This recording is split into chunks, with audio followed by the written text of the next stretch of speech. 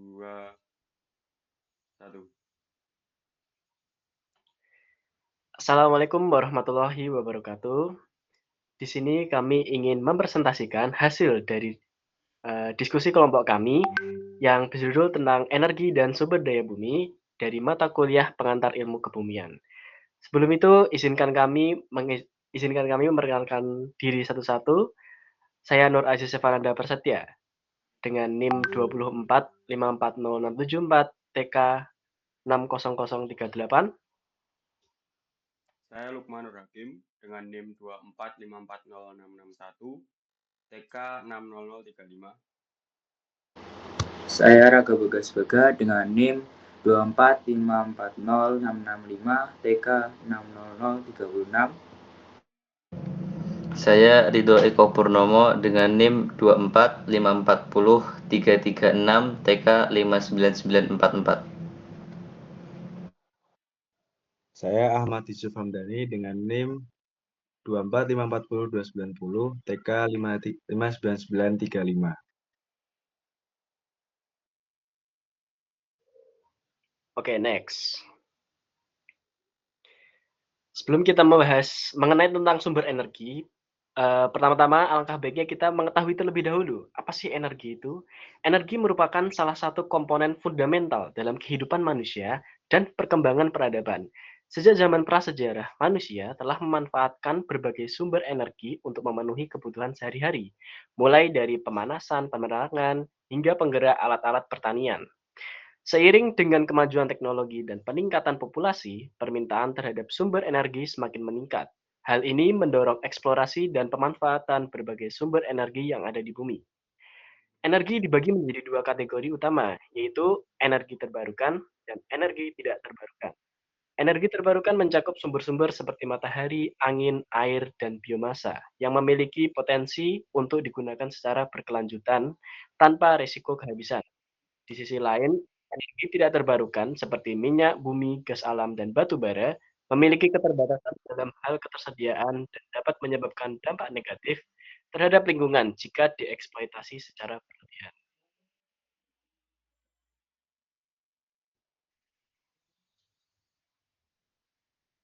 Next. Oke. Yang kedua ada latar belakang dari pembahasan kita kali ini, yaitu dalam konteks global, transisi menuju penggunaan energi terbarukan menjadi semakin mendesak. Isu perubahan iklim yang disebabkan oleh emisi gas rumah kaca dari pembakaran bahan bakar fosil menuntut tindakan nyata untuk mengurangi ketergantungan pada sumber daya yang tidak berkelanjutan. Banyak negara telah mulai berinvestasi dalam teknologi energi terbarukan sebagai upaya untuk menciptakan sistem energi yang lebih bersih dan ramah lingkungan.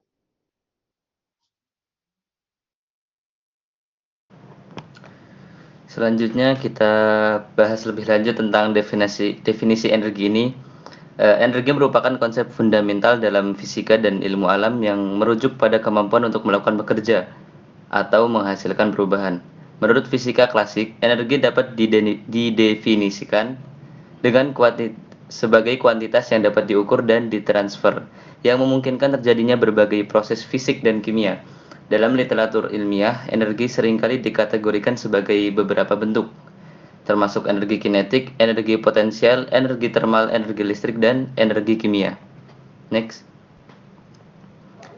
Sebagai contoh, energi kinetik adalah energi yang dimiliki suatu objek karena gerakannya. Sedangkan energi potensial adalah energi yang tersimpan dalam suatu objek karena posisinya dalam suatu medan gaya. Hukum konservasi energi menyatakan bahwa energi tidak dapat diciptakan atau dimusnahkan, tetapi hanya dapat berubah bentuk. Ini berarti bahwa total energi dalam suatu sistem tertutup akan tetap konstan seiring waktu, meskipun bentuk energinya dapat berubah. Teori ini juga menunjukkan bahwa berbagai bentuk energi dapat saling berinteraksi dan bertransformasi satu sama lain, seperti ketika mobil bergerak, energi kinetik yang dihasilkan dari bahan bakar, yaitu energi kimia yang terbakar. Next. Nah, pemahaman tentang berbagai sumber energi sangat penting dalam konteks lingkungan dan keberlanjutan. Energi terbarukan seperti tenaga surya, angin, dan biomasa semakin banyak diperhatikan sebagai alternatif yang ramah lingkungan dibandingkan dengan sumber energi yang tidak terbarukan seperti minyak bumi, dan batu bara. Menurut International Energy Agency, transisi menuju penggunaan energi terbarukan dapat mengurangi emisi gas rumah kaca dan dampak negatif lainnya terhadap lingkungan. Penelitian menunjukkan bahwa peningkatan efisiensi penggunaan energi dan pengembangan teknologi baru untuk memanfaatkan sumber daya terbarukan dapat membawa dampak positif bagi perekonomian global serta kesehatan masyarakat. Dalam konteks kebumian, jenis energi itu ada dua. Yang pertama ada endogen dan eksogen. Untuk eksogen, jadi endogen ini adalah energi yang tercipta dari dalam bumi. Energi ini tercipta dari pergerakan magma yang bersifat membangun. Besar energi ini tuh sangat kecil, itu hanya 0,02%. Lalu ada eksogen. Eksogen ini adalah energi yang berasal dari luar bumi, dan ini tuh berperan penting gitu loh dalam membangun landscape bumi, iklim, ekosistem, dan lain-lain. Nah, bentuk energi ini tuh sangat besar, yaitu sebesar 99,98%. Next. Bentuk dari energi endogen yang pertama itu adalah vulkanis. Vulkanisme itu adalah fenomena alam yang terjadi akibat aktivitas magma di dalam perut bumi. Proses ini melibatkan keluarnya magma ke permukaan melalui retakan di kerak bumi atau melalui saluran yang dikenal sebagai diatrema. Nah, ketika magma ini muncul, yaitu berubah menjadi lava, lalu mengalir dan disebut lahar. Nah, magma ini dapat naik ke permukaan karena memiliki suhu tinggi dan mengandung gas-gas yang memberikan dorongan kuat. Next. Lalu ada hasilnya. Apa sih hasil dari aktivitas vulkanisme ini? Yang pertama itu ada benda padat. Nah, benda padat itu ada debu vulkanik, pasir, batu kerikil, dan batu apung. Untuk benda cairnya itu ada lava, magma, dan lahar dingin. Dan yang terakhir ada benda gas. Itu yang keluar yang utama ada solvatar atau gas hidrogen, pemarol atau uap air panas, dan MOFET, gas CO2. Next. Lalu yang kedua ada tektonis. Nah, tektonis itu proses pergerakan lempeng tektonis yang kompleks. Pergerakan ini tuh dapat berupa tarikan, geseran, baik secara vertikal maupun horizontal.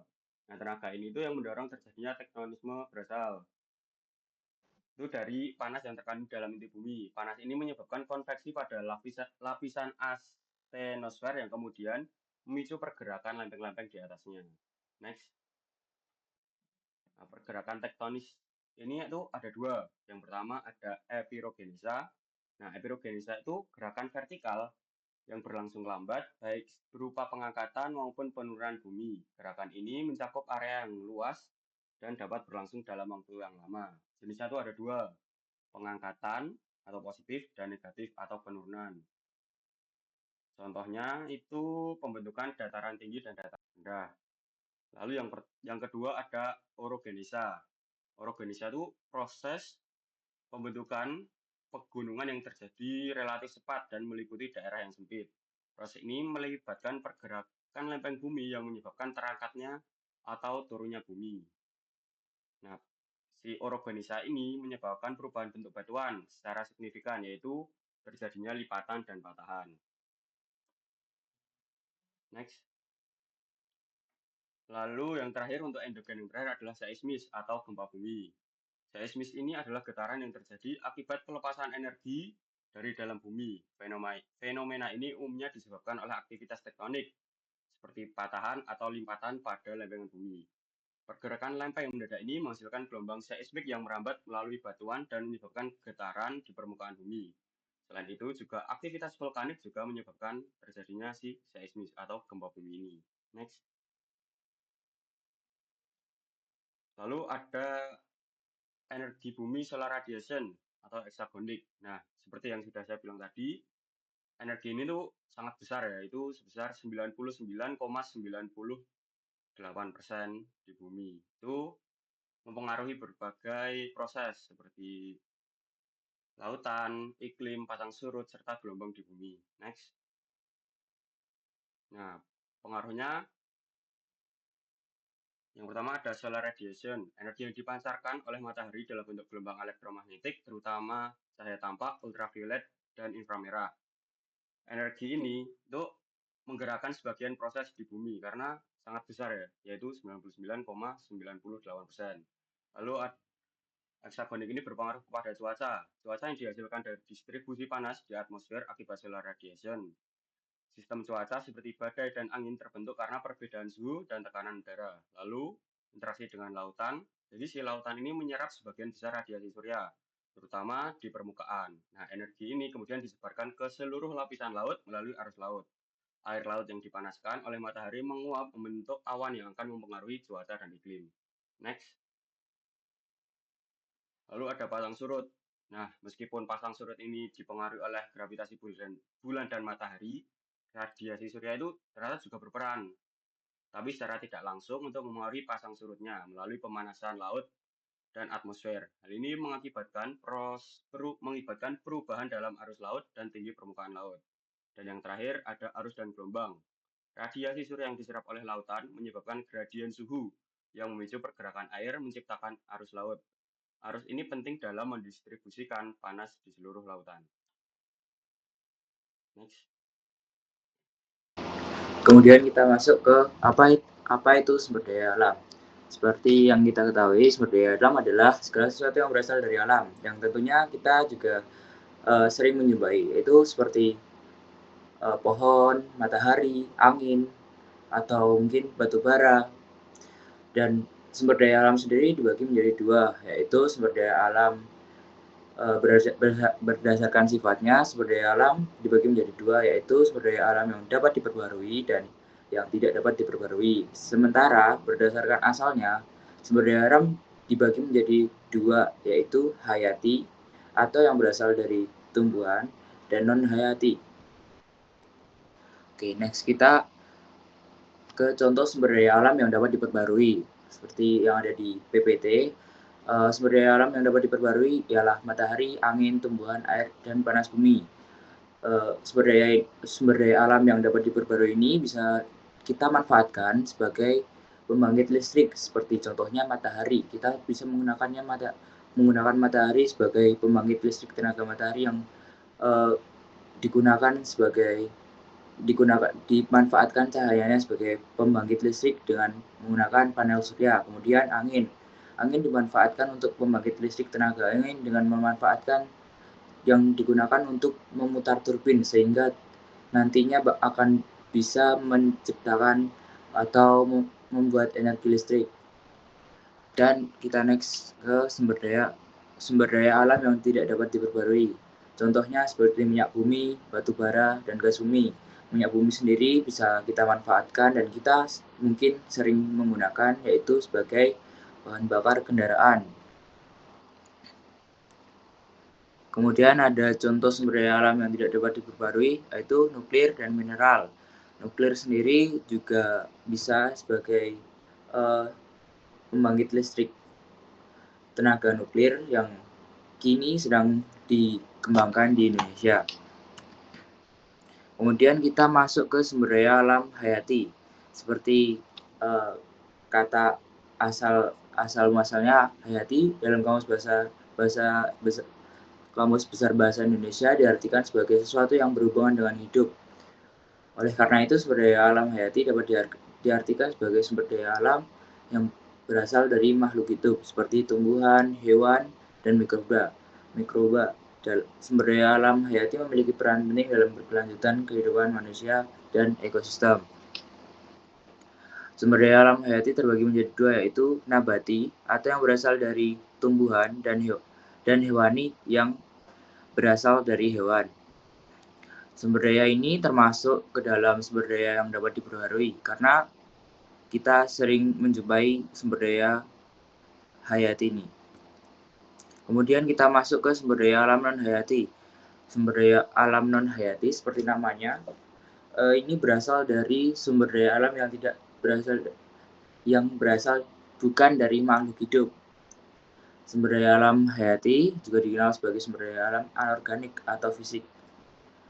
Contoh dari sumber daya alam non hayati adalah air, tanah, mineral, matahari, dan minyak bumi yang pemanfaatannya sudah saya sebutkan sebelumnya, bisa digunakan sebagai pembangkit listrik dan juga sebagai bahan bakar kendaraan bermotor, seperti itu.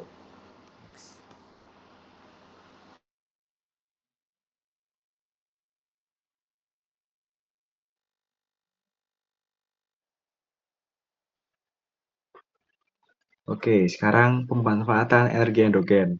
Yang pertama, ada energi geotermal. Nah, energi geotermal ini merupakan energi yang sumbernya dari panas yang tersimpan di dalam bumi. Sumbernya meliputi panas dari aktivitas vulkanik, radioaktif, dan proses pembentukan bumi. Nah, uap yang dihasilkan dari sumber geotermal ini dimanfaatkan untuk menggerakkan turbin sehingga dapat menghasilkan listrik atau pembangkit listrik tenaga panas bumi. Sistem kerja PLTP pada prinsipnya itu sama dengan pembangkit listrik tenaga uap atau PLTU, yaitu dengan memanfaatkan panas untuk memutar turbin sehingga menghasilkan listrik. Nah, yang membedakan PLTP dan PLPU itu adalah pembangkit listrik tenaga panas bumi itu memanfaatkan fluida termal dari sumber panas bumi untuk memutar turbin sehingga menghasilkan listrik. Next. Nah, yang kedua, mineral dan batu bara. Pemanfaatan batu bara dapat dimanfaatkan dalam pembangkit listrik dan industri. Selain itu, mineral dan logam seperti tembaga, biji besi, pasir, nikel, dan emas yang diekstraksi dapat digunakan dalam berbagai aplikasi industri, bahan bakar, teknologi, dan infrastruktur.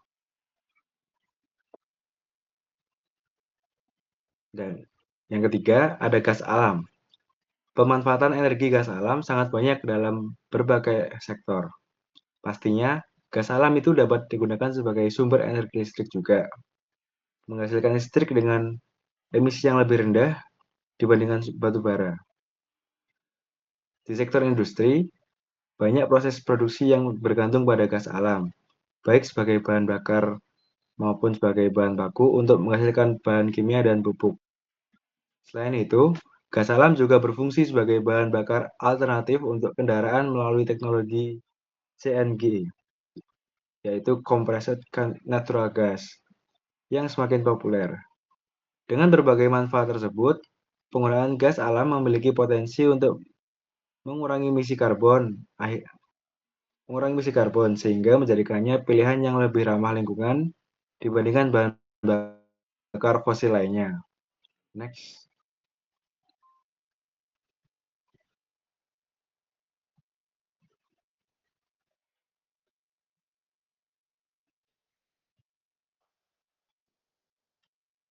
Nah, selanjutnya ada pemanfaatan energi eksogen. Yang pertama ada energi surya. Energi surya ini digunakan melalui panel fotovoltaik untuk mengubah sinar matahari menjadi listrik. Ini dapat digunakan untuk memenuhi kebutuhan listrik rumah tangga, komersial, dan industri. Selain itu, energi surya juga dapat dimanfaatkan dalam pemanas air dan memberikan alternatif yang efisien untuk sistem pemanas konvensional. Yang kedua, ada energi angin. Pembangkit listrik tenaga angin atau PLTA ini memanfaatkan energi angin untuk menghasilkan listrik. Energi angin dapat menggerakkan kincir angin sebagai pembangkit listrik. Selain itu, dengan menggunakan energi ini, kita dapat mengurangi pencemaran dan polusi udara, serta menjaga keutuhan cadangan bahan bakar. Nah, dengan meningkatkan proporsi energi yang dihasilkan dari sumber terbarukan seperti angin, ketergantungan kita pada bahan bakar fosil ini dapat berkurang. Ini berarti cadangan bahan bakar fosil yang ada di bumi, seperti minyak dan gas, tidak akan cepat habis. Next.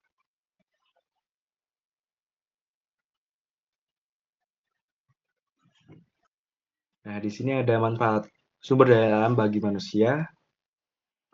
Yang pertama itu juga ada tadi seperti sumber energi untuk pembangkit listrik, bahan dasar pembuatan obat-obatan, sumber bahan bakar kendaraan, dan tumbuhan dan sebagai sumber makanan tumbuhan dan hewan. Next.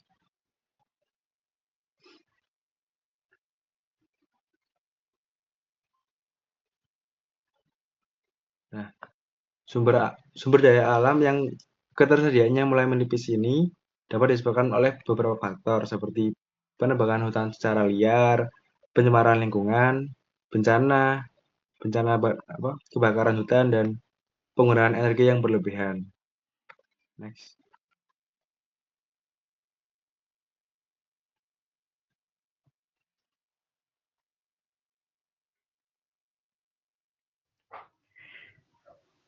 Baik, dari semua pembahasan ini kita bisa menyimpulkan bahwa sumber energi adalah segala sesuatu yang dapat digunakan untuk menghasilkan energi, baik untuk keperluan industri, transportasi, maupun kebutuhan sehari-hari. Energi tersebut dapat berasal dari sumber alami maupun buatan, terbarukan maupun tak terbarukan. Pemahaman yang jelas tentang pengertian ini sangat penting karena menjadi dasar bagi kita untuk mengeksplorasi lebih jauh mengenai jenis-jenis sumber energi yang ada. Setiap jenis sumber energi memiliki karakteristik, kelebihan, dan kekurangan masing-masing. Dengan pemahaman ini, kita dapat lebih siap untuk menghadapi tantangan di bidang energi serta berkontribusi pada upaya pencarian solusi yang lebih baik untuk kebutuhan energi global. Baik, mungkin sekian dari kelompok kami. Semoga dari pembahasan yang sudah kita berikan bisa bermanfaat bagi yang menonton, bisa mengetahui mengenai sumber energi, jenis-jenisnya, serta karakteristik dari sumber energi itu sendiri. Baik, mungkin itu saja dari kami. Kurang lebihnya mohon maaf. Wassalamualaikum warahmatullahi wabarakatuh.